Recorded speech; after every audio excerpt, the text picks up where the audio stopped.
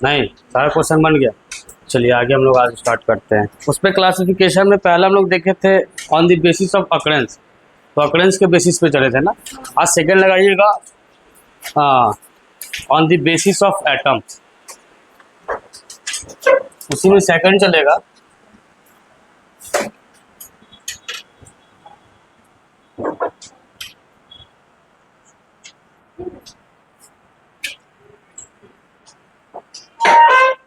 Classification of element on the basis of atom. अब देखिए, अब यहाँ ध्यान देना, फोकस करना, क्योंकि अभी एलिमेंट का स्टडी कर रहे थे बेसिक आइडिया में। तो पिछले क्लास जो हम लोग क्लासिफिकेशन देख लिए थे, तो वो केवल ऑकरेंस के बेसिस पे देखे थे, ऑकरेंस के बेसिस पे एलिमेंट्स को देखे थे। फिर बताया कि एलिमेंट्स का स्मॉलेस्ट पार्ट्स क्या होता है, एटम होता है। फिर एटम के पास कुछ पार्टिकल्स होते हैं, वो पार्टिकल्स क्या थे, इलेक्ट्रॉन, प्रोटॉन और न्यूट्रॉन थे। फिर हम लोग उसके आगे ही बढ़ गए कि भाई एक एटम या मॉलिक्यूल या आयन में कहेगा कि कितना इलेक्ट्रॉन होता है, कितना प्रोटॉन होता है और कितना न्यूट्रॉन होता है, उसको कैसे कैलकुलेट करेंगे। तो पिछले क्लास तक हम लोग यहाँ तक कवर अप कर लिए थे। आज जो क्लासिफिकेशन हो रहा है element on the basis of atom, तो देखना, एटम के बेसिस पे एलिमेंट को तीन पार्ट में बांटा गया। कुछ एलिमेंट्स होते हैं वो मोनो एटॉमिक होते हैं, मोनो एटॉमिक एलिमेंट। कुछ एलिमेंट्स होते हैं वो डाई एटॉमिक होते हैं, डाई एटॉमिक एलिमेंट। और कुछ जो एलिमेंट होते हैं उनको कहते हैं poly atomic element, poly atomic element. इसको डिफाइन करने से पहले हम कुछ एलिमेंट्स का नाम यहाँ पे दे रहे हैं, आपको सिंबल बताना, ठीक है।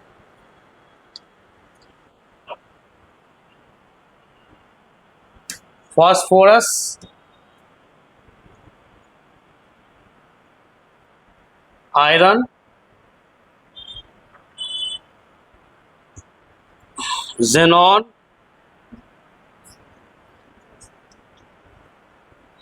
हीलियम,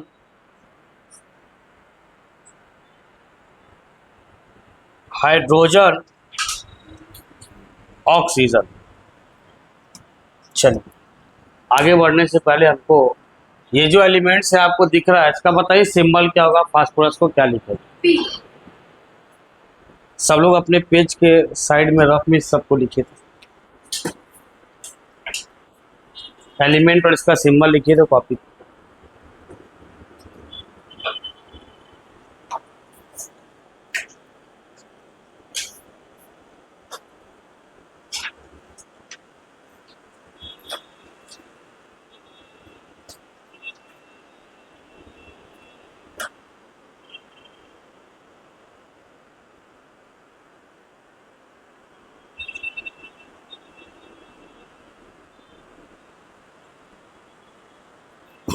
ये जल्दी जल्दी लिखो, थोड़ा स्लो नहीं, हम फास्ट पे काम चलो। जिसका हो गया थोड़ा दिखाना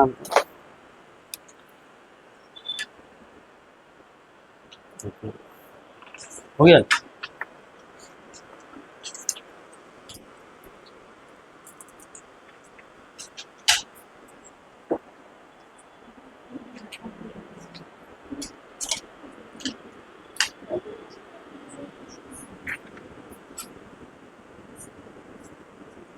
ठीक है,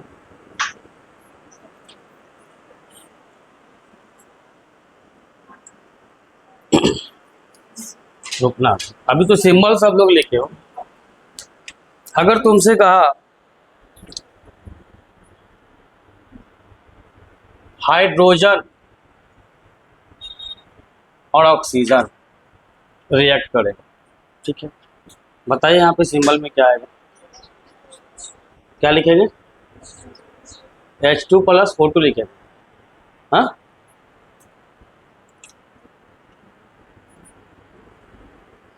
तो वाटर बन जाएगा। फास्फोरस का रिएक्शन क्लोरीन से कराना है, कुछ प्रोडक्ट बनेगा, उस पर फोकस नहीं करता। बताइए कैसे लिखेंगे इसको, सिंबॉलिक फॉर्म में क्या लिखेंगे, P प्लस क्लोरीन है, क्लोरीन Cl2।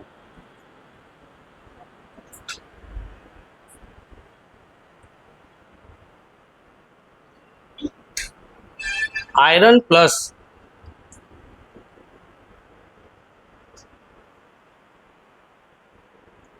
ब्रोमीन, बताइए सिंबल क्या होगा, सिंबॉलिक फॉर्म में कैसे लिखेंगे? Fe plus Br2। ठीक है, यहां जो लिखा है ये सही था, यहां जो लिखा है ये सही था, यहां जो लिखा है ये गलत है। इसलिए जब हम लोग केमिस्ट्री पढ़ रहे हैं तो बेसिक्स होना बहुत जरूरी होता है। कब किस एलिमेंट को सिंबॉलिक फॉर्म में कब क्या रिप्रेजेंट करेंगे, उसी बेसिस पे एलिमेंट का क्लासिफिकेशन और ये चेक करना चाहते हैं कितने लोगों को पता है। जनरली आपको Br2O2 इसलिए आपको पता है कि आप पहले से जब इसके रिएक्शंस करते आ रहे हैं तो आप जान रहे हैं कि ऑक्सीजन को O2 के फॉर्म में लिख रहे हैं, ब्रोमीन को Br2 के फॉर्म में लिख रहे हैं। अभी बताइए O2 क्या है, मॉलिक्यूल है कि एटम? मॉलिक्यूल है, ये मॉलिक्यूल हो गया। ठीक, ये मॉलिक्यूल के साथ साथ क्या है, क्या ये एलिमेंट है? क्या ये एलिमेंट है? अब ध्यान देना, तो हम बताएं एलिमेंट तीन तरह का बताएं, एक मोनोएटॉमिक, एक डायटोमिक, एक पॉलीएटॉमिक। तो सबसे पहले हमको ये आना चाहिए, हम तो अकरेंस देख लिए, अकरेंस के बाद हमको ये पता होना चाहिए कि किस कौन से एटम को किस सिंबल में रिप्रेजेंट किया जाता है, उसका सिंबॉलिक फॉर्म क्या होता है। तो मोनोएटॉमिक उसको कहते हैं जो केवल कितना एटम कंटेन करता है, एक एटम। कितना एटम कंटेन करता है, एक एटम। तो वो सारा एलिमेंट क्या हो जाता है, मोनोएटॉमिक एलिमेंट। तो अगर हम लोग मोनोएटॉमिक की बात करें तो क्या लिख लेंगे, इट कंटेन ओनली कितना, वन एटम। ये कितना एटम कंटेन करेगा, वन एटम। एग्जांपल में देखिएगा, नोबेल गैस जानते हैं, और क्या नाम होता है नोबेल गैस का, इनर्ट गैस। नोबेल गैस या इसी को हम लोग क्या कहते हैं, इनर्ट गैस कहते हैं। इनर्ट गैस यानी helium, neon, argon, krypton, xenon और साथ में क्या हो जाएगा। अब बताइए इसको याद करने का तरीका क्या है, याद करने का तरीका, ये सारे जो एलिमेंट है ये कैसे होंगे, ये मोनोएटॉमिक होंगे। कैसे होंगे ये, यानी ये कितने एटम से मिलकर बने, एक एटम इनके पास होगा। इनको याद करने का एक तरीका है, वो तरीका क्या है, हीना, नीना और करीना, है ना, करीना की जीरोक्स कॉपी रानी, करीना की जीरोक्स कॉपी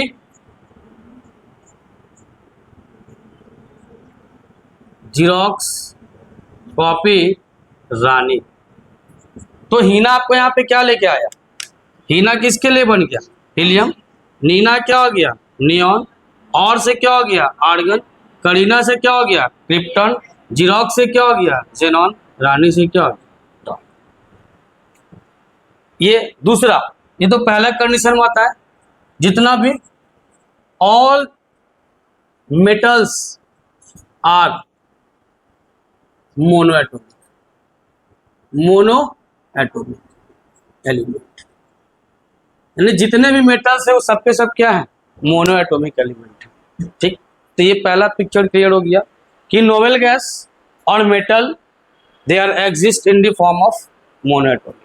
यानी जब भी इसकी बात होगी तो कभी हम लोग O2 और ये वगैरह नहीं लिखेंगे, केवल उसका क्या लिखेंगे, सिंबल, जो सिंबल होता है। यहाँ तक अब सवाल ये आया कि हमको कैसे पता लगेगा कि कौन मेटल्स है। नोबेल गैस तो आपको क्लियर है कि वही नोबेल गैस होता है। तो आपको पता है कि पूरे पीरियोडिक टेबल में कितने ब्लॉक होते हैं, 118 एलिमेंट है, उसको कितने पार्ट में बांटेगा, 4 ब्लॉक में। कौन कौन सा बोलिएगा, एस ब्लॉक और कौन सा, पी ब्लॉक और कौन सा, डी एंड एफ ब्लॉक। एक हो गया डी ब्लॉक और एक क्या हो जाएगा, एफ ब्लॉक, एक हो जाएगा एफ ब्लॉक। यहां से एस, डी और एफ, ये पूरा का पूरा इसमें कौन होता है, मेटल होता है। पूरा का पूरा इस ग्रुप में क्या मिलता है, मेटल मिलता है। लेकिन जो पी ब्लॉक है, तो पी ब्लॉक में आपको 3 चीज मिलेगा, मेटल भी मिलेगा, नॉन मेटल भी मिलेगा और मेटल वाली मिलेगा। यानी एस ब्लॉक वाला जो ग्रुप आ गया वहां आपको क्या क्या मिल सकता है, केवल S block, D block, F block, ये प्योर किसका ग्रुप है? मेटल। यहाँ केवल आपको कौन मिलने वाला है? मेटल। लेकिन जहां आप आइएगा कहां पे? पी ब्लॉक में, तो पी ब्लॉक में आपको क्या क्या मिल जाएगा? मेटल भी, नॉन मेटल भी और मेटालॉइड भी। तो हम पी ब्लॉक को भी देखेंगे। दूसरा हम लोग बात करते हैं डायटोमिक एलिमेंट। डायटोमिक एलिमेंट, अब डायटोमिक का मतलब हो गया इट कंटेन 2 एटम। कितना एटम कंटेन कर रहा है? 2 एटम। तो जितने भी नॉन मेटल्स होते हैं, जितने भी नॉन मेटल्स होते हैं, जनरली ज्यादातर तो नॉन मेटल होता है, उसको किस फॉर्म में लिखते हैं? डायटोमिक के फॉर्म। एग्जांपल में generally non metal are diatomic in nature. ये नेचर में डायटोमिक होते हैं। जैसे एग्जांपल में आप ऑक्सीजन बोले तो क्या लिखेगा? O2। आप ब्रोमीन बोलिए तो क्या लिखेगा? Br2, I2, F2, Cl2, है ना? उसी तरह से तो ये सारे ETC, ये सारे के सारे किस फॉर्म में आएंगे? डायटोमिक के नॉन मेटल। तो पॉलीएटॉमिक मतलब क्या होता है, थोड़ा आप हमको बताइए। आपके हिसाब से पॉलीएटॉमिक क्या लगता है? बोलिए, पॉलीएटॉमिक क्या हो जाएगा? यानी कि इट कंटेन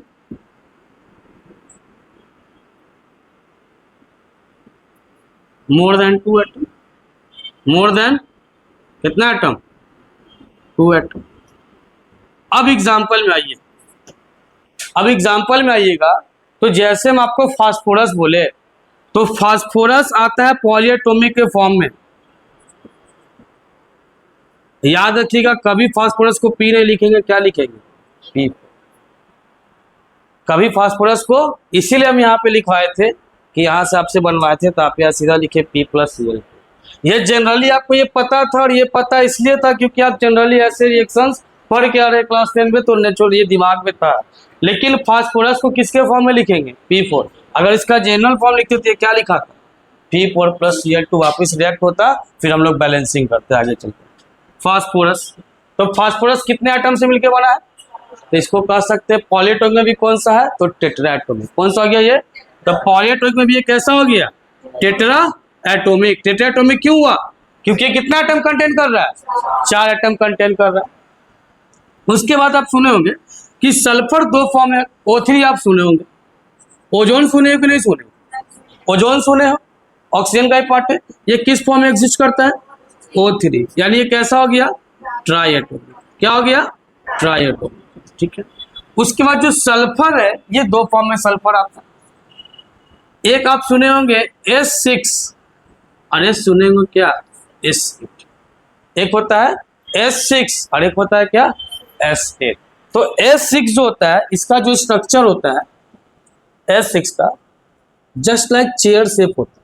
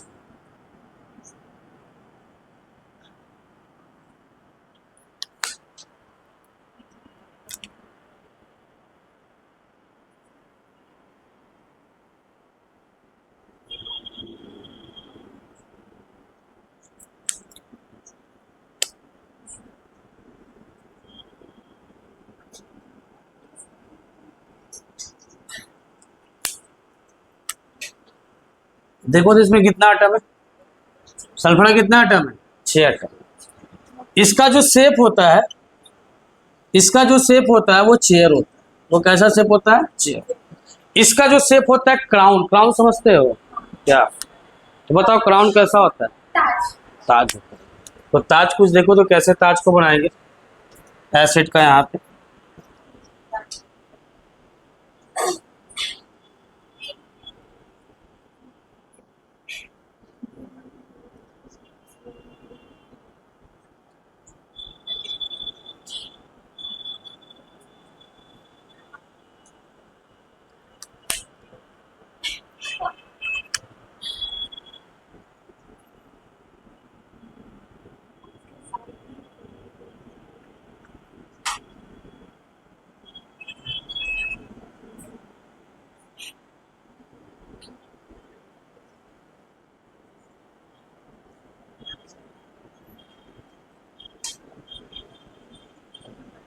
तो ये शेप कौन सा हो गया, ये क्राउन शेप हो।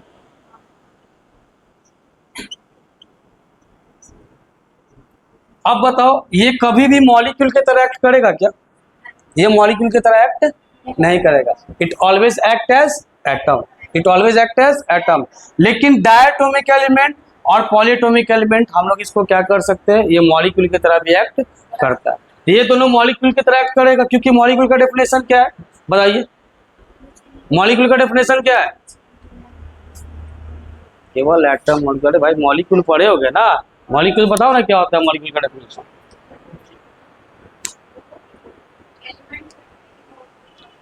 Element containing more than one atom, तो तुम अभी अभी बना दी कि मॉलिक्यूल हो।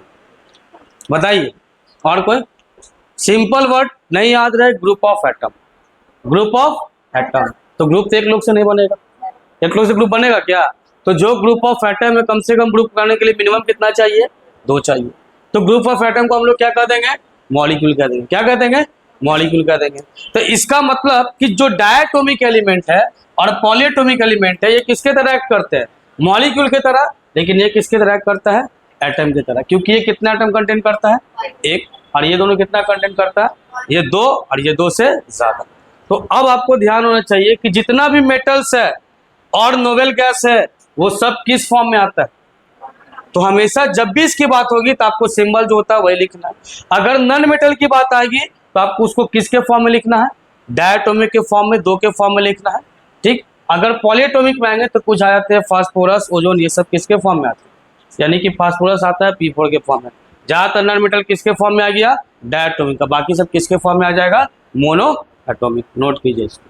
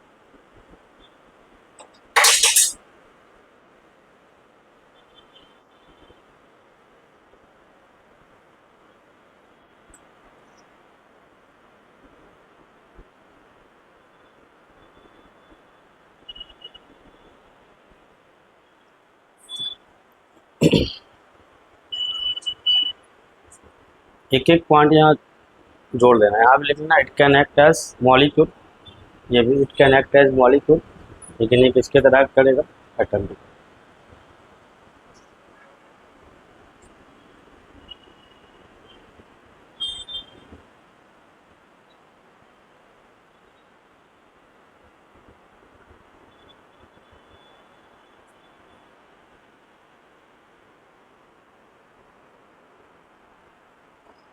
हो गया, चल आगे बढ़ते हैं। अगला लगाइए क्लासिफिकेशन ऑफ, इट लास्ट है, classification of element on the basis of properties.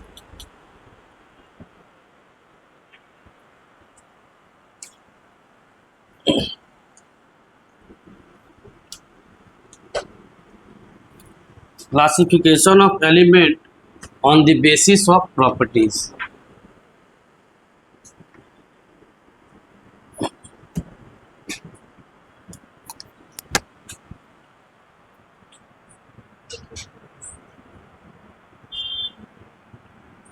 Classification of element on the basis of properties। Bracket में लगाइएगा फिजिकल एंड, आप लोग हमेशा यहीं से क्लासिफिकेशन पढ़ते हैं एलिमेंट को। एलिमेंट क्या वो हो गया, और उसके बाद आप बताएं कि एलिमेंट को ऐसे लिख लिए। अब यहाँ से एलिमेंट को बताइए तीन पार्ट में रखा गया, फिर मेन फिजिकल के एक आ गया आपका क्या, मेटल, एक कौन सा हो गया, मेटल हो गया, एक आपका क्या हो गया, मेटालॉइड हो गया, और एक आपका क्या हो गया, नॉन मेटल। नॉन मेटल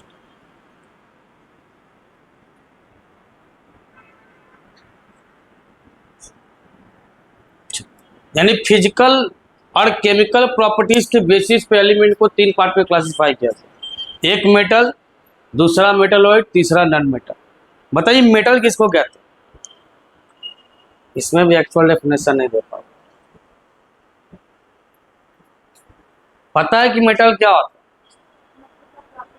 हाँ प्रॉपर्टीज आप बोल दीजिएगा कि ये सोनरस होता है, मेलिएबल होता है, डक्टाइल। हम पूछे मेटल क्या होता है, ये तो मेटल की प्रॉपर्टी होगी। मेटल्स क्या होता है, ये सोचो कितना बेसिक सवाल है, और हम लोग बेसिक सवाल को नहीं, जो सारा प्रॉपर्टी शो कर दिया मेटल होता है, ऐसा कोई आंसर डेफिनेशन। आप बताइए किसी इसमें से कोई मेटल के बारे में।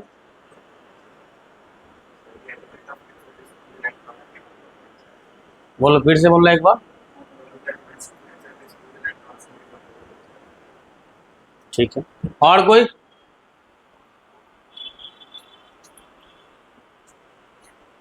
इधर से कोई कुछ। अब देखिए मेटल का क्या हो जाएगा कि वो स्पीसीज जो इलेक्ट्रॉन लूज करता, वो स्पीसीज जो इलेक्ट्रॉन लूज करता, उसको हम लोग क्या कहते हैं, मेटल। क्योंकि मेटल के पास हमेशा इलेक्ट्रॉन डोनेट करने की टेंडेंसी होती है, और नॉन मेटल के पास इलेक्ट्रॉन गेन करने की टेंडेंसी होती है। तो जो स्पीसीज इलेक्ट्रॉन को क्या कर ले, गेन कर ले, उसको हम लोग क्या कह देंगे, नॉन मेटल। और जो स्पीसीज इलेक्ट्रॉन को क्या कर दे, डोनेट कर दे, लूज कर दे, उसको हम लोग क्या कह देंगे, मेटल। और वो स्पीसीज जिसके पास दोनों प्रॉपर्टी हो, किसका, मेटल और नॉन मेटल का, तो उसको हम लोग क्या कह देंगे, मेटालॉइड्स।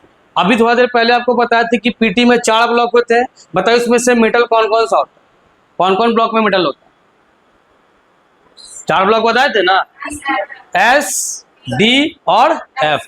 एस ब्लॉक में देखिएगा आपको हाइड्रोजन दिया हुआ, लेकिन हाइड्रोजन किसी ग्रुप से बिलोंग नहीं करता, उसका पोजीशन फिक्स नहीं है। अगर पोजीशन फिक्स होता तो क्लास 11 में आपको एक चैप्टर पढ़ना है, याद कीजिएगा। आपको अगर सिलेबस लिखाया गया होगा तो हाइड्रोजन चैप्टर, क्या पढ़ना है, हाइड्रोजन चैप्टर आपको पढ़ना। अलग से एक चैप्टर ही बन गया हाइड्रोजन। अगर मान लीजिए कि वैसे रहता तो 118 एलिमेंट है, तो सब पे चैप्टर बन जाता, हाइड्रोजन का चैप्टर, नाइट्रोजन का चैप्टर, फास्फोरस का चैप्टर, है ना। तो क्योंकि हम लोग पीरियोडिक टेबल इसलिए देखते हैं, आप जैसे देखते होंगे कि जैसे ग्रुप फर्स्ट में एलिमेंट आता है, बताए तो ग्रुप फर्स्ट में किसको किसको रखते हैं, हाँ, फर्स्ट ग्रुप में एलिमेंट कौन सा होता है? पीरियोडिक टेबल में ग्रुप होता है, जैसे फर्स्ट में सुनिए कौन कौन सा एलिमेंट होता है। लीना की रब से फरियाद, लीना की रब से फरियाद। दूसरा आता था क्या कि बेटा मांगे कार स्कूटर बाप राजी, बाप राजी। तो इसका मतलब कि ये जो ग्रुप में सारे एलिमेंट ग्रुप में आ गए, तो जो इसका प्रॉपर्टी होगा वही प्रॉपर्टी क्या होगा? ये सारे एलिमेंट का होगा। जो इसका प्रॉपर्टी होगा वही किसका होगा? ये सारे एलिमेंट का प्रॉपर्टी होगा। तो एक सिस्टम में पीटी जब हम लोग पढ़ेंगे तो डिटेल में इसके बारे में बात करेंगे। तो लेकिन हाइड्रोजन जो है वो तो किसी ग्रुप में है नहीं, तो कैसे इसके प्रॉपर्टी को पढ़ेंगे? तो इसीलिए अलग से एक चैप्टर को क्या बनाया गया? हाइड्रोजन चैप्टर बनाया। इसीलिए हम हाइड्रोजन चैप्टर अलग से देखते हैं। अब बाकी जितना भी एलिमेंट का स्टडी करते हैं तो सबको ग्रुप वाइज हम लोग स्टडी करके खत्म कर लेते हैं। जो इसका प्रॉपर्टी होगा वो इसके साथ चलेगा। अब बताओ, इसका वैलेंसी होता है 1, इसका वैलेंसी अलग हो जाएगा क्या? ये सबका वैलेंसी कितना हो जाएगा? 1। इस सबका वैलेंस इलेक्ट्रॉन भी कितना हो जाएगा? 1। ये सब नेचर में कैसा हो जाएगा? सॉलिड, है ना। सब ये रिएक्ट करेगा ऑक्सीजन के साथ, तो ये क्या बनाएगा? तो Li2O बना देगा। क्या बना देगा? तो ये भी Na2O बना देगा, ये K2O बना देगा, ये Rb2O बना देगा, यानी नेचर में इस तरह का ऑक्साइड बनेगा। ये आसान हो जाता है, लेकिन हाइड्रोजन किसी के साथ है नहीं, तो इसीलिए इसको पढ़ने के लिए अलग से एक चैप्टर बनाया गया। उसका नाम क्या पड़ गया? हाइड्रोजन। यार हम लोग को वहां नहीं जाना है, यहाँ। तो हम बताएं कि मेटल कौन सा होता है भाई? तो मेटल के अंदर क्या क्या आ जाएगा आपका? S block and D and F block, D and F block, ये आपका क्या हो गया? मेटल। ठीक है। लेकिन नॉन मेटल क्या होता है? तो नॉन मेटल में आपको बताया कि नॉन मेटल जब आइएगा तो P ब्लॉक में आपको तीनों चीज मिलेगा, मेटल भी, नॉन मेटल भी और मेटालॉइड भी। तो हम यहाँ पे थोड़ा सा P ब्लॉक को यहाँ पे बना के दिखा रहे हैं। P ब्लॉक यहाँ इसका स्टार्ट होता है ग्रुप 3 से लेकर के, ये 3 से स्टार्ट होता है और कहाँ तक जाता है? 8 तक। कहाँ तक जाता है? 8 तक। 3A में एलिमेंट कौन सा होता है? ध्यान रखिए कैसे लिखते हैं। इसको लिखेंगे बैगन, आलू, गाजर, इन थैला, थाली जो लिखिए, इन थाली, बैगन, आलू, गाजर, इन थाली, है ना। तो इस सब का देखिए ग्रुप नंबर ये क्या होता है? ग्रुप नंबर के बराबर वैलेंस इलेक्ट्रॉन भी लिख रहे हैं। ग्रुप नंबर कितना है? 3। तो इस सबका वैलेंस इलेक्ट्रॉन कितना हो जाएगा? 3 हो जाएगा। साथ में वैलेंसी भी लिखेंगे। अब वैलेंसी भी याद करना है, आपको सिखा देंगे। हाँ, जितना ग्रुप नंबर आएगा उतना ही उसका, जैसे यहाँ वैलेंस इलेक्ट्रॉन कितना है? 3 है। तो अगर वैलेंस इलेक्ट्रॉन 1 रहे, 2 रहे, 3 रहे, 4 रहे, कितना बोले? 1 रहे, 2 रहे, 3 रहे या 4 रहे, तो वैलेंसी उसके बराबर होगा। वैलेंसी उसके, तो बताइए इसका वैलेंस इलेक्ट्रॉन कितना है? 3 है। तो सबका वैलेंसी कितना हो गया? 3 हो गया। यहाँ आइए 4A, कहाँ जाएंगे? 4A। 4A में क्या होता है एलिमेंट? तो कहे शिव जी सुन पार्वती, कहे शिव जी सुन पार्वती। ग्रुप नंबर कितना है? 4 है। इसका मतलब इसका वैलेंस इलेक्ट्रॉन कितना हो जाएगा? 4 हो जाएगा। वैलेंसी कितना हो जाएगा? 4 हो जाएगा। इस सबकी वैलेंसी 4 हो गई। फिर आगे आइएगा 5A। 5A में आइएगा, तो जब 5A में आइएगा तो 5A में हम लोग यहां से आते हैं, नवीन पास और सब क्या हो गया? बिंदास। नवीन पास, सब बिंदास, यानी nitrogen, phosphorus, arsenic, antimony, bismuth. अब बताइए इसका ग्रुप नंबर कितना है? 5 है। तो वैलेंस इलेक्ट्रॉन तो ग्रुप नंबर के बराबर होता है। वैलेंस इलेक्ट्रॉन किसके बराबर होता है? ग्रुप नंबर के बराबर होता है। ग्रुप नंबर के बराबर होता है। ठीक है, लिख दिए। अब बताओ वैलेंस इलेक्ट्रॉन कितना है? 4 से ज्यादा। 4 से, तो अगर वैलेंस इलेक्ट्रॉन 4 से ज्यादा आएगा तो वैलेंसी आप 8 में से माइनस करके लिखिएगा। वैलेंसी आप 8 में से माइनस करके लिखिएगा। तो बताओ 8 में से माइनस करोगे तो इसका वैलेंसी कितना आ जाएगा? यानी सबका वैलेंसी कितना हो गया? 3 हो गया। फिर आगे बढ़िए 6A। 6A में क्या आता है? ओस से टेपो। टेपो का मतलब होता है छील लेना। एलिमेंट क्या क्या आ गया इसमें? Oxygen, sulphur, selenium, tellurium, polonium. कितना है ग्रुप नंबर? 6 है। इसका वैलेंस इलेक्ट्रॉन कितना हो जाएगा? 6। बताइए वैलेंसी कितना होगा? वैलेंसी 7A में आइएगा। 7A में आइएगा तो इसको हम लोग क्या कहेंगे? फिर कल बाहर आई आंटी, फिर कल बाहर आई आंटी। अब बताओ ग्रुप नंबर इसका कितना है 7, तो इसका वैलेंस इलेक्ट्रॉन कितना हो जाएगा 7 और वैलेंसी कितना हो जाएगा। लास्ट में आएंगे 8, इसको केवल 8 लिखते हैं, इसको हम लोग जीरो ग्रुप भी कहते हैं। जीरो ग्रुप भी आप कह सकते हैं, इसी को नॉट गैस सकते हैं, इसी को नोबल गैस कह सकते हैं। यहाँ क्या क्या होता है भाई, तो हीना, नीना और करीना की जीरोक्स कॉपी रानी। इसका बताइए वैलेंस इलेक्ट्रॉन कितना हो जाएगा ग्रुप नंबर, और वैलेंसी क्या हो जाएगा। इसीलिए कभी भी रिएक्शन में पार्टिसिपेट नहीं करता। ये जो ग्रुप नंबर हम मेंशन किए कौन सा ग्रुप नंबर है, ये ग्रुप नंबर ओल्ड है। ये कौन सा ग्रुप नंबर है, ओल्ड ग्रुप है। न्यू ग्रुप जब लिखिएगा तो ये क्या आ जाएगा 13, ये क्या हो जाएगा 14, ये क्या हो जाएगा 15, ये क्या हो जाएगा 16, सब में 10 प्लस कर दो, तो यहाँ 10 प्लस करोगे कितना हो जाएगा ये। तो ओल्ड ग्रुप को रोमन नंबर में लिखते हैं, न्यू ग्रुप को कैसे लिखते हैं इस, ये क्या हो जाएगा, ये क्या हो जाएगा, ये क्या हो जाएगा, ये क्या हो जाएगा, और ये क्या हो जाएगा। सॉरी यहाँ लिखा, हाँ इसको लिख देंगे और में क्या कर सकते हैं, ये बात तो आ गया। इसी में आपको मिलेगा मेटल, नॉन मेटल और मेटालॉइड। यहां से पहला इसको ढालेंगे, ठीक है, यहाँ कार्बन को छोड़ेंगे, यहाँ ये दोनों को ले लेंगे, यहाँ से इसको छोड़ देंगे। मेटालॉइड्स टोटल कितने होते हैं, यहाँ से इसको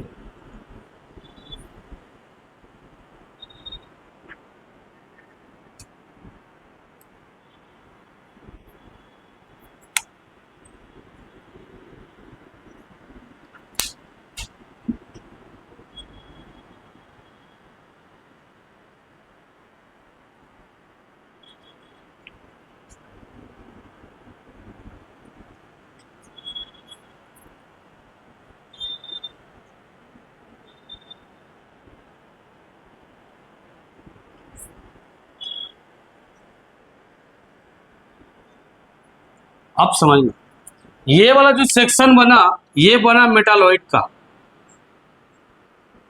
ये बॉर्डर समझ लीजिए।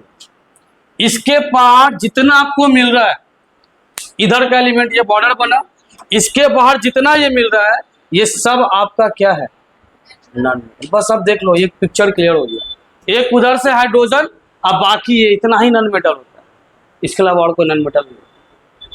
और बाकी इधर जो आपको मिल गया ये आपका क्या हो गया मेटल, ये आपका क्या हो गया मेटल। तो अब आप ये आइडेंटिफाई कर लो कि 118 एलिमेंट में सबसे ज्यादा मेटल है कि नॉन मेटल है, सबसे ज्यादा मेटल है, नॉन मेटल इतना ही।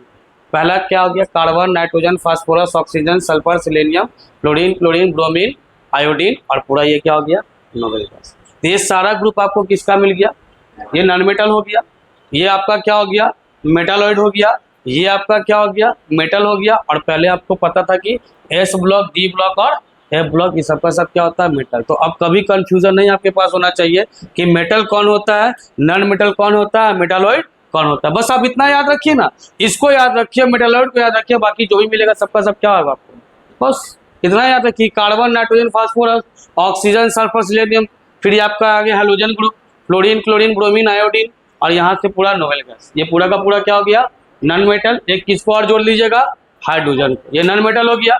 ये बीच में इतने सारे क्या हो गए मेटालॉइड। अब बाकी उसके बाद जितना सब मिल गया सबका सब क्या हो जाएगा मेटल। इसको नोट कर लीजिए, पहले एक एक पॉइंट यहाँ पे लिखिएगा इसको लगा करके, उसके बाद नोट कर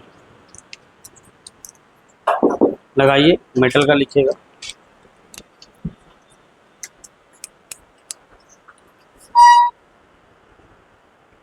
मेटल में लिखो element which has tendency, element which has tendency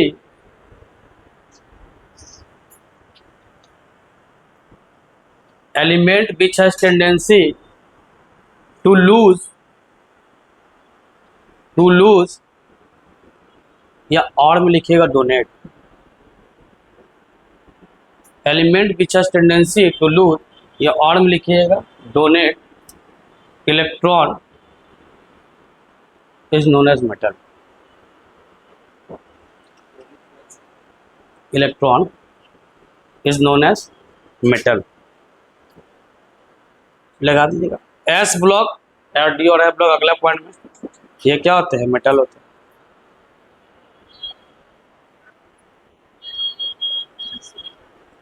S and D and F block metal, और बाकी यहाँ से इसको भी नीचे मेंशन कीजिएगा, A L G A I N ये सब उसी के नीचे मेंशन कर, जितना वो बॉर्डर लाइन के नीचे है वो सबको मेटल वाले एरिया में है।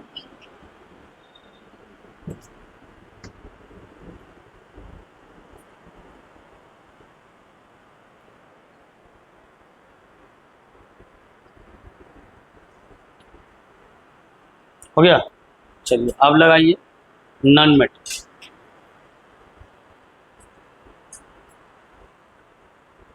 बस लॉस की जगह क्या कर दीजिएगा? गेन, और डोनेट की जगह क्या कर लीजिएगा? एक्सेप्ट। बाकी सब कुछ हो जाएगा। लॉस की जगह गेन, डोनेट की जगह एक्सेप्ट।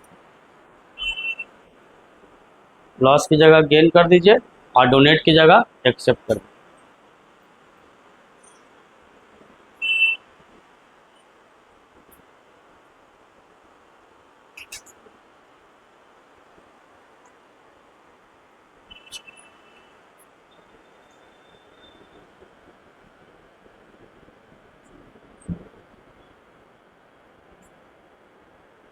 और नॉन मेटल सबको लगाइए उसके नीचे एग्जाम्पल।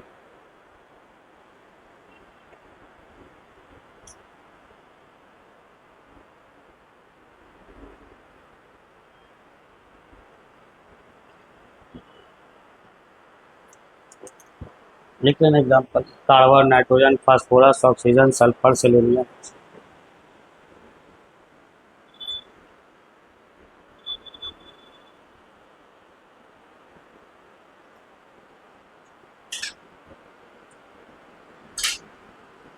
और फिर metalloids,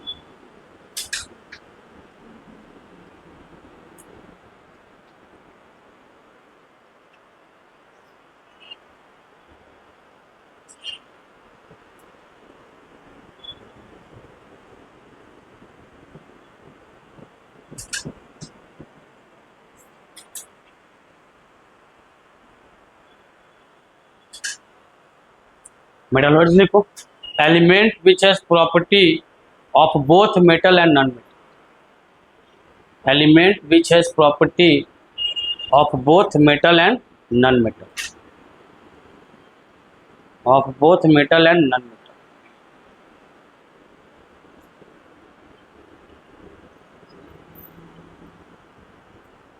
element which has property of both metal and non metal is known as metalloid.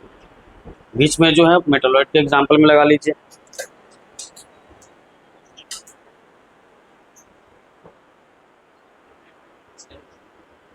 Both property of metal and non metal. देखो हम इसकी प्रॉपर्टी की डिस्कस नहीं करेंगे, ये क्लास 8, 9, 10 से पढ़ते आ रहे हैं, मेलिएबल, डक्टाइल, सोनरस। अब ये सब वो स्टैंडर्ड नहीं है कि हम यहाँ इसको डिस्कस करें। ये बेसिक जो ये चीज़ जानना था हम लोग जान गए, उसको बना लो, वो आगे काम ही आएगा, नहीं तो छोड़ दो। ये इसलिए काम आएगा कि आपको वैलेंसी याद रहेगा, तब आप केमिकल फॉर्मूला लिख सकते हैं। जब आप केमिकल बॉन्डिंग पढ़िएगा तो आपको वैलेंस इलेक्ट्रॉन बहुत काम आएगा।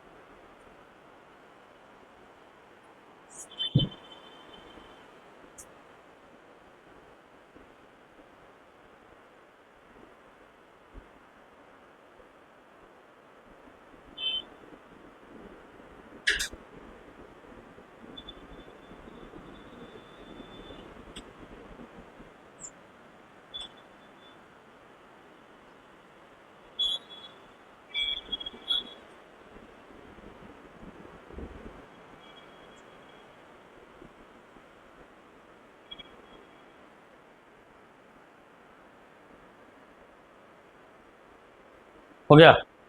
ठीक है। अब सेकेंड टॉपिक लगाओ क्या है, देखो तो सेकेंड टॉपिक कंटेंट में। अब यहां से हम लोग मोल कंसेप्ट में एंटर कर रहे हैं।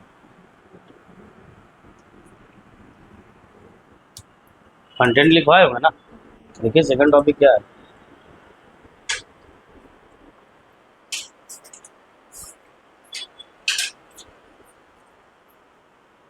क्या लिखवाया है, क्या है टॉपिक,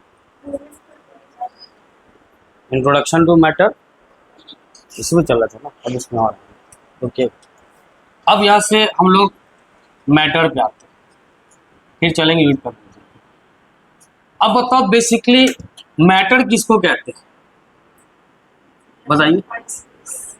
यानी वो स्पीसीज, अब यहाँ समझना छोड़ दो पेन पेन से, मैटर वो स्पीसीज को कहते हैं जिसके पास क्या हो, मास हो और ऑक्यूपाई स्पेस, यानी कह सकते हैं वॉल्यूम, तो उसको हम लोग क्या कहते हैं, मैटर। अब ये बोर्ड भी क्या है, मैटर का पार्ट है, ये मार्कर भी क्या है, मैटर का पार्ट है। यानी हमारे आसपास जो भी चीज दिख रहा है वो इन दी फॉर्म ऑफ क्या दिख रहा है, मैटर। और जो भी चीज के पास मास से और वॉल्यूम को ऑक्यूपाई कर यानी स्पेस को ऑक्यूपाई कर रहा है तो हम उसको क्या कह सकते हैं, मैटर। यानी मैटर करने का कंडीशन ये है कि अगर वो चीज जिसके पास मास हो या क्या कर सकते हैं, ऑक्यूपाइज स्पेस, या क्या कर दीजिए वॉल्यूम, तो उसको हम लोग क्या कर देंगे, मैटर। आगे चल के एनसीईआरटी की लाइन कहती है कि मैटर को दो पार्ट में क्लासिफाई किया, एक क्लासिफाई किया गया फिजिकल क्लासिफिकेशन, फिजिकल क्लासिफिकेशन, और एक होता है केमिकल क्लासिफिकेशन, केमिकल क्लासिफिकेशन। तो फिजिकल क्लासिफिकेशन के बेसिस पे, फिजिकल क्लासिफिकेशन के बेसिस पे इसको तीन पार्ट पे डिवाइड किया। एक होता है क्या, सॉलिड, एक होता है क्या, लिक्विड, और एक होता है क्या, गैस। ये किसके बेसिस पे क्लासिफाई किया गया, फिजिकल क्लासिफिकेशन, आएंगे इस पे हम चर्चा करेंगे।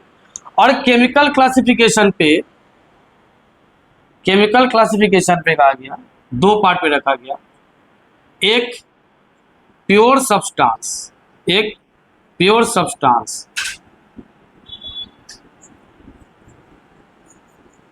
और एक को कहा गया इम्प्योर या मिक्सचर कह सकते हैं, इम्प्योर या आप क्या कह सकते हैं, मिक्सचर कह सकते हैं।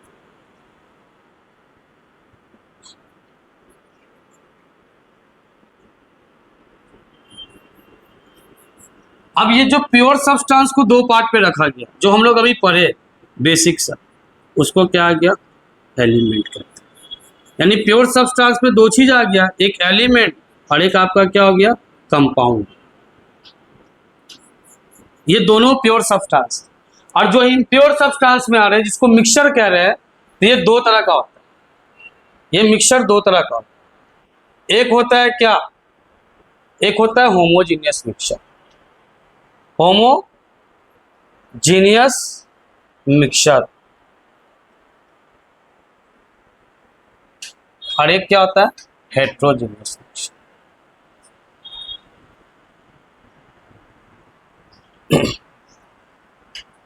Heterogeneous mixture. अच्छा ठीक है, ये तो इसका क्लासिफिकेशन जो किया, ध्यान रखना, इसका जो क्लासिफिकेशन किया कि भाई प्योर सब्सटेंस और इम्प्योर के बेसिस पे कर दिया। आखिर ये जो फिजिकल क्लासिफिकेशन हुआ तो कैसे ये टर्म दे दिया गया कि भाई तीन ही होता है, एक सॉलिड होता है, एक लिक्विड होता है, गैस होता है, ये क्लासिफिकेशन कैसे किया होगा। आप सॉलिड के बारे में क्या जानते हैं बताइए, पहले भी पढ़े होगे ना स्टेट ऑफ मैटर के बारे में, तो पहले 5 हम लोग जानते हैं, 2 और कौन कौन होता है, आइंस्टीन बोस ऑफ मैटर और प्लाज्मा स्टेट ऑफ मैटर। लेकिन जनरली जो हमारे आसपास कोई भी चीज दिखता है वो 3 फॉर्म में दिखता है, या तो सॉलिड, या तो लिक्विड, या तो गैस। लेकिन इस जो फिजिकल क्लासिफिकेशन हुआ ना, तो ये 2 फैक्टर पे हुआ है। आज ध्यान रखना है, बहुत बड़ी चीज बता रहे, 2 फैक्टर पे।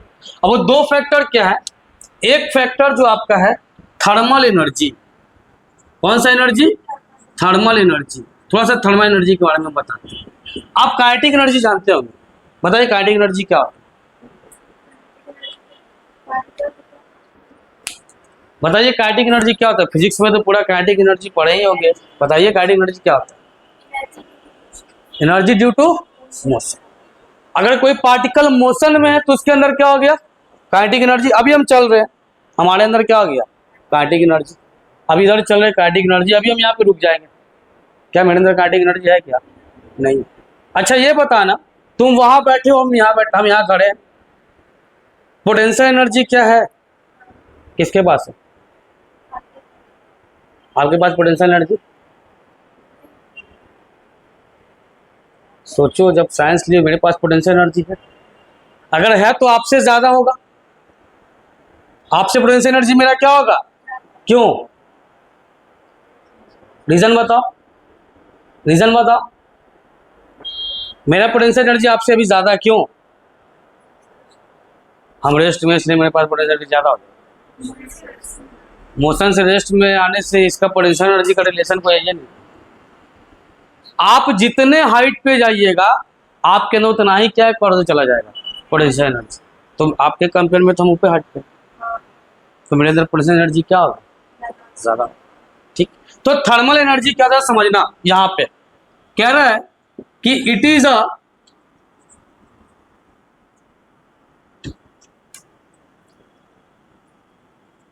एनर्जी ड्यू टू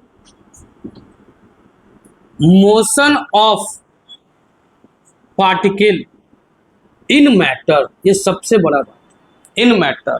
यानी थर्मल एनर्जी क्या भाई? तो ये एनर्जी है किसकी वजह से? Due to motion of particle. लेकिन एक वर्ड को यहां जोड़ा गया। काइनेटिक एनर्जी भी क्या है? Energy due to motion of particle. यहां भी क्या कर रहा है? Energy due to motion of particle. लेकिन एक वर्ड यहां पे जोड़ा, कहां? इन मैटर। मैटर के अंदर जो पार्टिकल के मोशन की वजह से एनर्जी होता है, उस एनर्जी को क्या कहते हैं? Thermal energy. और इसका काम क्या है? It keeps molecule apart. इसका काम होता है कि मॉलिक्यूल के एक दूसरे से दूर रख, मॉलिक्यूल को एक दूसरे से दूर रख। ये चाहता है कि मॉलिक्यूल जो भी सबको क्या कर देगा? एक दूसरे से क्या कर देगा? दूर कर देगा। तो समझना थर्मल एनर्जी के बारे में। अब मान लो कि अभी हम चल रहे हैं, तो मेरे पास तो काइनेटिक एनर्जी भी है। क्या मेरे पास थर्मल एनर्जी है? मेरे पास थर्मल एनर्जी है। जिसको समझ में आए बताइएगा, नहीं तो फिर इसको एक्सप्लेन करें। अभी मान लीजिए हम रुक गए, मेरे अंदर काइनेटिक एनर्जी है? नहीं। Thermal energy? आपको थर्मल एनर्जी पता ही नहीं चल रहा क्या? पार्टिकल, मान लो कोई मैटर है, मैटर के अंदर पार्टिकल, मान लो ये मैटर ले लिए, ये क्या ले लिए? मैटर ले लिए। ये मैटर के अंदर मान लीजिए छोटे छोटे, आप समझते हैं ना कि जब सॉलिड के बारे में पढ़ते होगे तो कहता है ना कि टाइटली पैक्ड होते हैं, उस पर क्या होता है? पार्टिकल क्या होते हैं? टाइटली पैक्ड होते हैं। मान लीजिए कि मैटर छोटे छोटे पार्टिकल से मिलकर बना, ठीक है। अगर ये पार्टिकल इसके अंदर मोशन में है, ये पार्टिकल किस में है? मोशन में है, तो हम क्या कहेंगे? इसके पास कौन सा एनर्जी है भाई? Thermal energy. मैटर के अंदर की पार्टिकल का बात कर रहे हैं, उस पार्टिकल की बात नहीं कर रहे हैं, मैटर की बात नहीं कर रहे हैं। तो इसके अंदर का पार्टिकल अगर मोशन में है तो कह देंगे उसके पास कौन सा एनर्जी है? थर्मल एनर्जी है, ठीक है। तो हमारा जो बॉडी है, क्या ये सेल्स से नहीं बना है? ऑर्गन से है। तो अभी हम खड़े हैं, ठीक है, मेरा काइनेटिक एनर्जी जीरो हो गया। क्या मेरे अंदर का ऑर्गन काम नहीं कर रहा है क्या? मेरे अंदर का पार्टिकल रेस्ट में है क्या? रेस्ट में होंगे तो हम लोग फिर रेस्ट पीस में चले जाएंगे ना, फिर रेस्ट इन पीस में चले जाएंगे। तो हम लोग अभी क्या है? तो हम अभी यहाँ पे कांस्टेंट खड़े हैं, लेकिन जो मेरे अंदर जो पार्टिकल्स, जो ऑर्गन है, वो वर्क कर रहा है कि नहीं कर रहा है? वो मोशन में है कि नहीं है? तो अंदर का पार्टिकल किस में है? मोशन में है ना। तो इसलिए जो मोशन में, तो मेरे अंदर अभी कौन सा एनर्जी है? थर्मल एनर्जी है। हम खड़े रहेंगे तब भी थर्मल एनर्जी है, हम चलेंगे तब भी थर्मल एनर्जी। लेकिन काइनेटिक क्या बोल रहा है कि अब ये जो हम है ना, अगर हम मोशन में आएंगे तो काइनेटिक एनर्जी होगा, अगर हम रेस्ट में आएंगे तो काइनेटिक एनर्जी नहीं होगा। तो बात समझ में आया कि थर्मल एनर्जी क्या है भाई? तो मैटर के अंदर अगर पार्टिकल मोशन में होता है तो उसके वजह से जो एनर्जी होता है उस एनर्जी को क्या कहते हैं? Thermal energy. और थर्मल एनर्जी का काम क्या होता है? दो लोग को करीब लाना, दो लोग को दूर करना, दो लोग को दूर करना, ये दूर करना चाहता है। तो फिर एक और टर्म आता है IMF, ये भी आप जानते हैं, बताइए IMF क्या होता है? तुम बताओ IMF क्या होता है? तुमसे सवाल, क्या नाम है तुम्हारा? तुम ही से पूछे हैं।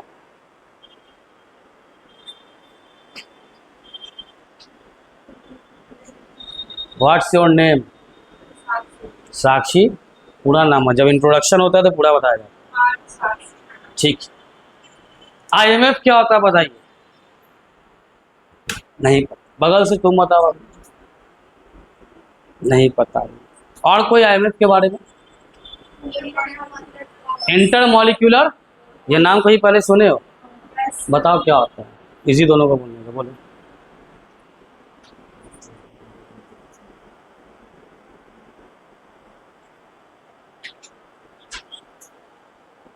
पता, इधर से बताइए, बैठी बताइए इधर से इंटरमॉलिक्यूलर फोर्स के बारे में। क्या होता है इंटरमॉलिक्यूलर फोर्स? किसी भी दो पार्टिकल के बीच में जो अट्रैक्टिव फोर्स होता है उसको हम लोग क्या कह देते हैं? Intermolecular force. इसका फुल फॉर्म क्या होता है? Inter molecular force. Intermolecular force है ना, force of attraction between two particle.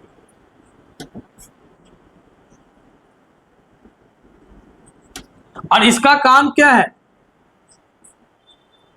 It keep molecule, it keeps molecule together. यानी दो लोग यहां पे आए, एक जो आ रहे हैं कि जो दो लोग को दूर कर रहे हैं, और एक जो आ रहा है जो दो लोग को आपस में क्या कर रहा है? करीब ला रहा है। यानी दो, एक दूर करने वाले भी हैं और एक क्या है? करीब लाने वाले भी है ना। तो दूर और करीब चल रहा है। तो जब ये चल रहा है तो दूर करने वाला कौन है? ये थर्मल है भाई। और करीब कौन ला रहा है? ठीक। तो इसके बेसिस पे ये फिजिकल क्लासिफिकेशन हुआ। अब आपको समझ में आएगा, थोड़ा सा हम यहाँ पे डायग्राम बना रहे हैं। हम यहाँ पे लेकर क्या ये बना रहे हैं सॉलिड, यहां लेके चल रहे हैं लिक्विड, और ये बना रहे हैं गैस का। समझिएगा बहुत ध्यान से। ये जो सॉलिड भाई साहब है, इसके अंदर पार्टिकल जो है, ये आपको पता है कि बहुत क्लोजली, बहुत टाइटली पैक्ड होते हैं। इसके अंदर का ये पार्टिकल,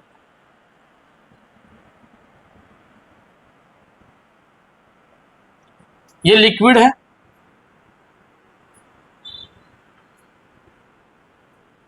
और ये गैस है। ये हो गया सॉलिड, ये हो गया लिक्विड, और ये भाई साहब हो गया गैस। थर्मल एनर्जी आपको क्लियर है? सभी को क्लियर है thermal energy?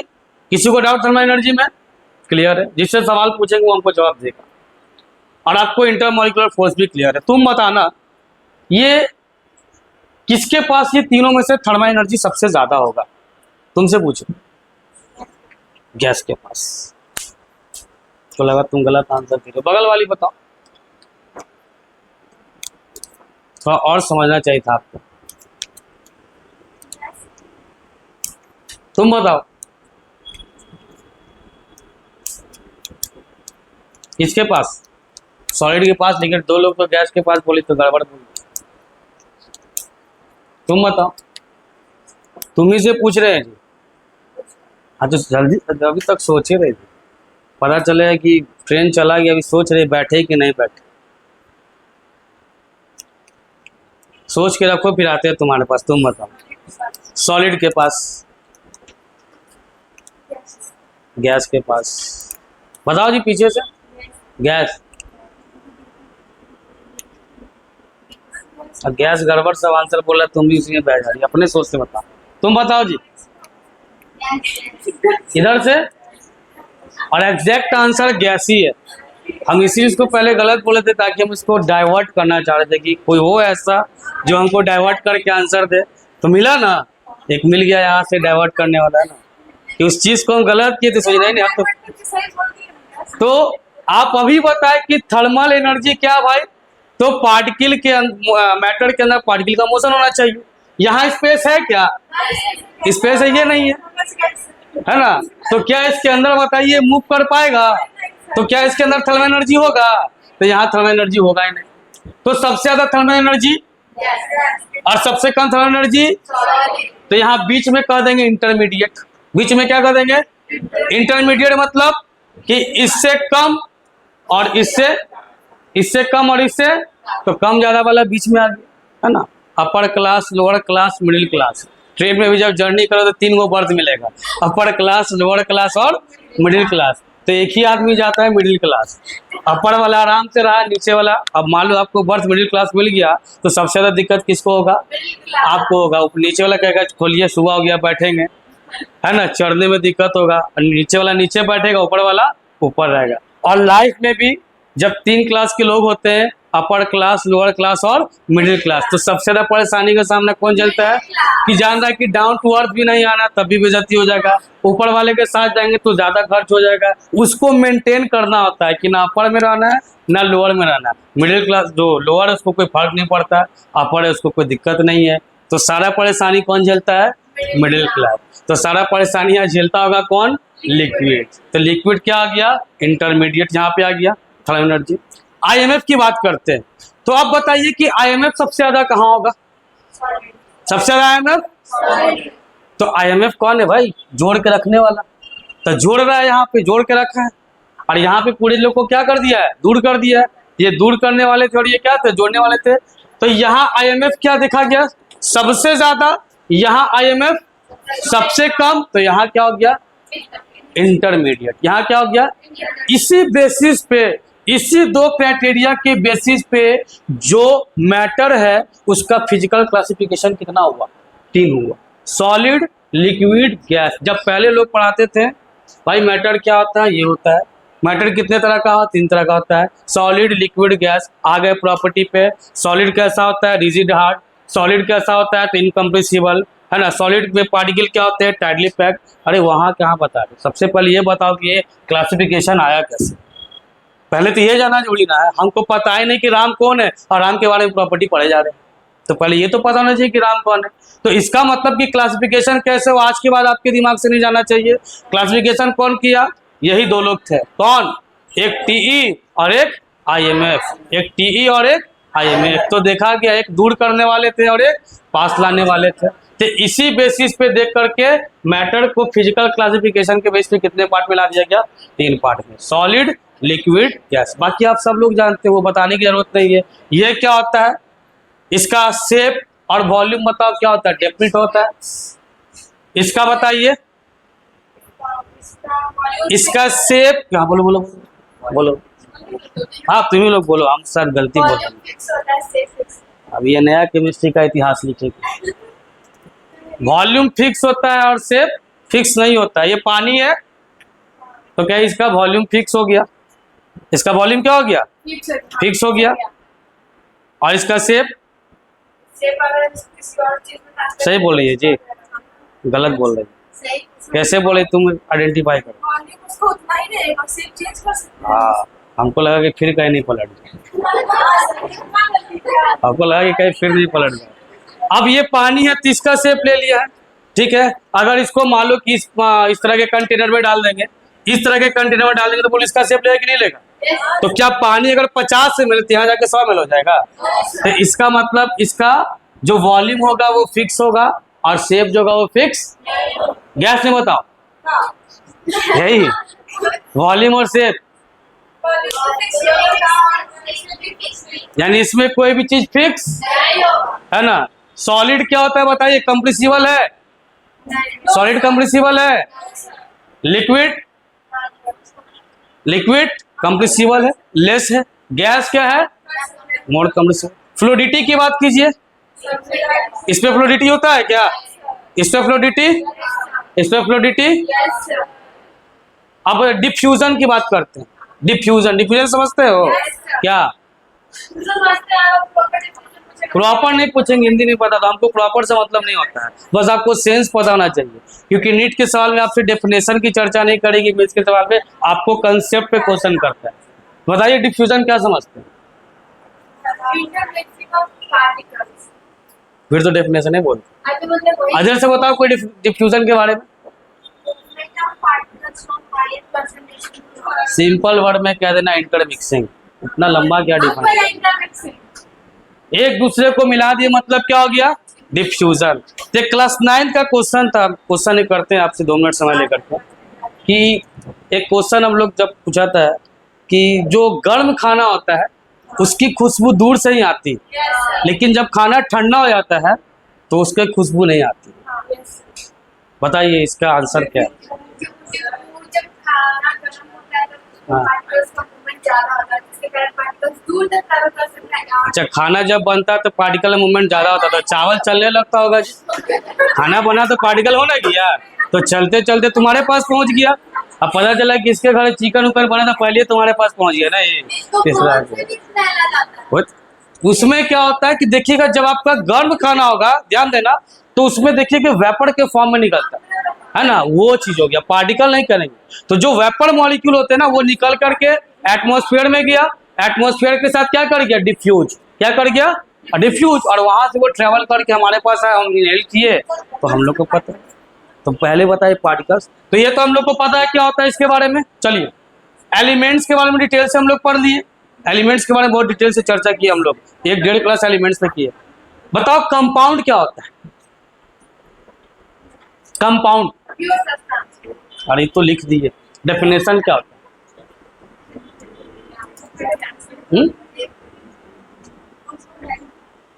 Group of atom को कंपाउंड नहीं करता। अगर एक एलिमेंट से मिलकर के कोई बनता है ना, तो एक तरह के एटम से उसको एलिमेंट, और अलग अलग एलिमेंट से मिलकर बनता है तो उसको हम लोग क्या कह देंगे कंपाउंड। ये combination of different element, combination of different element, या कह सकते हैं ग्रुप ऑफ डिफरेंट एलिमेंट, उसको हम लोग क्या कह देंगे कंपाउंड। तो इसी के नीचे ऐसे एरो करके लिख लेंगे, है ना। तो यहाँ पे क्या लिख लेंगे, ये mixture of different element, different element, different element. अच्छा ये बताइए कि कंपाउंड का स्मॉलेस्ट पार्ट क्या होता है? एकदम बेसिक बात हम लोग कर रहे हैं। कंपाउंड का स्मॉलेस्ट पार्ट, जैसे एलिमेंट का स्मॉलेस्ट पार्ट कौन था एटम, तो कंपाउंड का स्मॉलेस्ट पार्ट क्या हो जाएगा मॉलिक्यूल, जिसका लिख लेते हैं यहाँ पे स्मॉलेस्ट पार्ट क्या होता है मॉलिक्यूल, क्या होता है मॉलिक्यूल। अब आपको पता है कि मॉलिक्यूल तो ग्रुप ऑफ एटम हो गया, मॉलिक्यूल 2 तरह का होता है, बताइए कौन कौन? मॉलिक्यूल 2 तरह का होता है, बताइए कौन कौन? होमोएटॉमिक और हेट्रोएटॉमिक। होमोएटॉमिक और, एक वर्ड अपने दिमाग में हमेशा याद रखना, पूरे केमिस्ट्री में ये काम आएगा, होमो और हेट्रो। होमो और, जहां होमो आएगा मतलब क्या बोल देना सेम, और जहां हेट्रो आएगा उसका मतलब क्या बोल देना डिफरेंट। अगर सेम एटम एक ही तरह का एटम है तो उसको कौन सा मॉलिक्यूल कह देंगे? चलो तुम बताओ जोन कौन सा मॉलिक्यूल है? होमो है। और फास्फोरस, वाटर, H2O, कौन सा है होमो? पीछे बगल से, हाँ H2O। सेम और डिफरेंट नहीं समझते हो, हम पहन के आए कलर डिफरेंस पता लग रहा है, ये भी वाइट है, पता चल रहा ना है। तो H2O ये है ना, तो दोनों सेम दिख रहा है क्या? ये क्या है, ये क्या है, सेम है कि अलग अलग है? तो डिफरेंट हो गया। डिफरेंट मतलब कौन सा हेट्रो, डिफरेंट मतलब क्या हो गया? यहाँ देखो तो दिख रहा है होमो के हेट्रो है, हेट्रो है।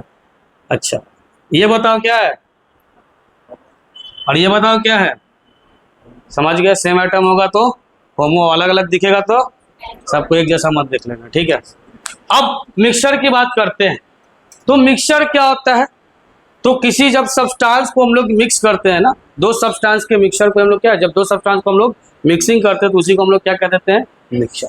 तो मिक्सचर 2 होता है, एक होमो एक, तो वर्ड से क्लियर होगा, बता सकते हो होमोजेनियस मिक्सचर किसको कहते हैं? सेम सेम फेज होगा। कैसा फेज होगा? सेम फेज, एक जैसा दिखेगा। बताओ, कोई एग्जांपल बता सकते हो?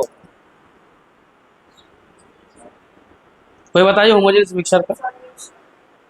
जैसे सॉल्यूशन का definition, it is homogeneous mixture. अब तुमको दूध दे देंगे और पानी दे देंगे, मिला के दे देंगे, तुम बताओगे कि दूध अलग है पानी अलग है? अलग अलग दिखेगा क्या? वो दोनों एक जैसा दिखेगा कि नहीं दिखेगा? तो होमो का मतलब फिर क्या आ गया? तो वो मिक्सर जिसके पास एक फेज होता है उसको कौन सा मिक्सर कहते हैं? होमोजेनियस। अब वो मिक्सर जिसके पास अलग अलग फेज होता है उसको क्या कहते हैं? एग्जाम्पल बता सकते हैं क्या? वाटर और ऑयल वाटर नहीं होगा? ऑयल वाटर होगा कि नहीं होगा? बताओ, ऑयल वाटर को मिलाओगे मिल जाएगा? कभी देखे हो? एक्सपेरिमेंट किए हो? क्या किए थे? इसको बोलने दो, क्या किए? पानी में तेल मिलाए थे, तो बताओ ऑयल कहाँ गया था? ऑयल ऊपर आ गया, तेल कहाँ चला, और ये वाटर कहाँ चला गया? नीचे चला गया। तुम गलत बोल रहे हो।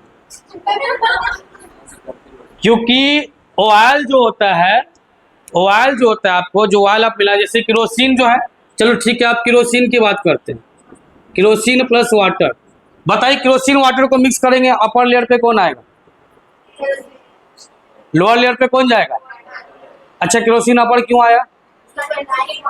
डेंसिटी, और वाटर का डेंसिटी। तो एक सिंक का फ्लोटेशन सुनते होंगे, डूबने और स्विंग वाला, तो सारा किस पे डिपेंड करता है? अगर किसी चीज का डेंसिटी वाटर के डेंसिटी से कम होगा तो वो क्या करने लगेगा? कम होगा तो नीचे आ जाएगा। वाटर के डेंसिटी से कम होगा तो क्या कर जाएगा? फ्लोट करने लगेगा। ज्यादा होगा तो डूब जाएगा। वाटर के डेंसिटी से कंपेयर करते हैं। तो ये बात हम लोग समझ गए क्या होता है, कंपाउंड क्या होता है आप समझ गए, मिक्सचर क्या होता है समझ गए। इसको नोट कर लीजिए और फिर हम लोग यूनिट कन्वर्जन में इंटर करते हैं।